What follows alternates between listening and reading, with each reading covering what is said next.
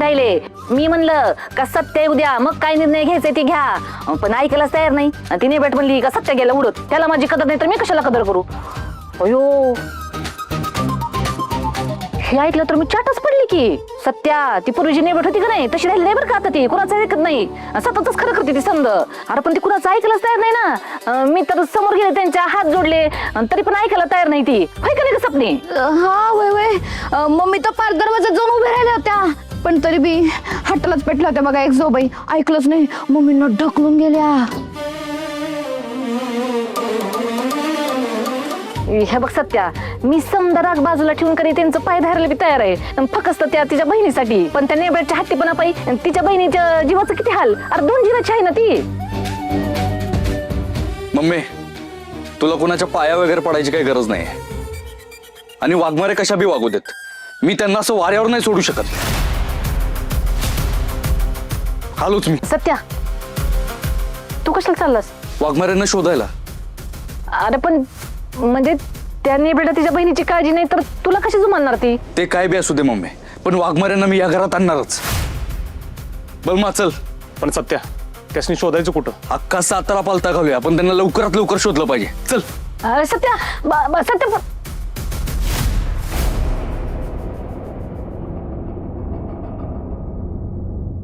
मंजू, पण बाळा आता आपल्या समोर दुसरा कुठलाच पर्याय नाहीये ग. आणि क्वार्टर मधलं घर कधी मिळेल तेव्हा मिळेल, आणि नाही लागला आपला तिकडे नंबर तर काय करणार होता आपण. सध्या गरज आपल्याला आहे, आणि गरजेपोटी कधी कधी माणसाला स्वाभिमान घाण टाकावा लागतो बाळा. एका छतासाठी आणि 4 भिंतींचा प्रश्न आहे, तेव्हा आपण आपला स्वाभिमान बाजूला ठेवून जाऊ त्या घरात परत. दुसरीकडे कुठे आपली व्यवस्था होईपर्यंत आपण घेऊ त्यांच्याशी जुळवून. हा, आमरीच्या जीवाचा प्रश्न आहे ग. मम्मी साहेबांचा जाच करू सहन, आपण घेऊ जुळवून त्यांच्याशी.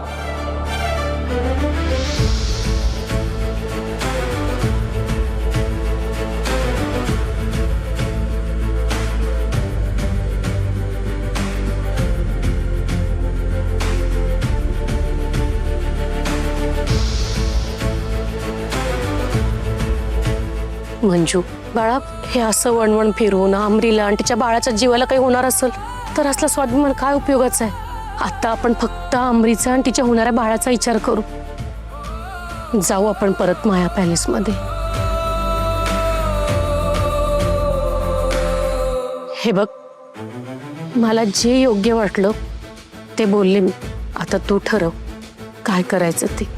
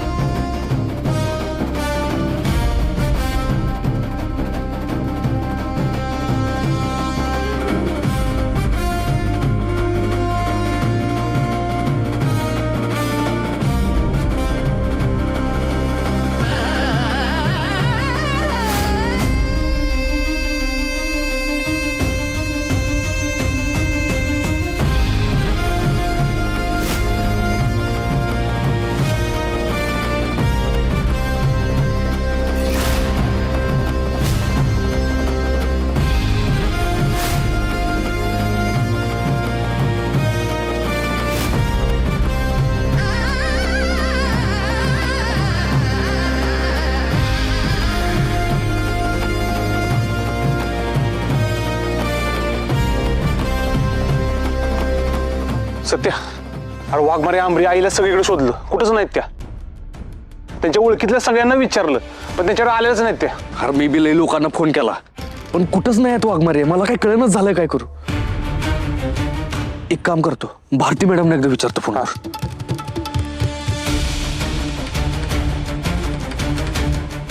भारती मावशी, हा सत्या बोलतोय. वाघमारे तुमच्याकडे आल्यात का? काय? बर ठीक आहे. काय म्हणले भारती मावशी? अरे भारती मावशी फॅमिली फंक्शनला गेल्यात. वाघमारेंनी त्यांना फोन केला होता मदतीसाठी, पण त्या नेमक्या घरात नाहीत ना, त्यामुळे त्यांची मदत करता आली नाही त्यांना. याचा अर्थ वाघमारे राहण्यासाठी आसरा शोधतायत. अरे पण कुठं असतील त्या, काय करत असतील, मला ना काय कळत नाही काय करू. एवढं टेन्शन आलंय ना, त्यात त्यांचा पत्ता मी लागणं झालाय कुठं. काय काय तू शांत हो तू.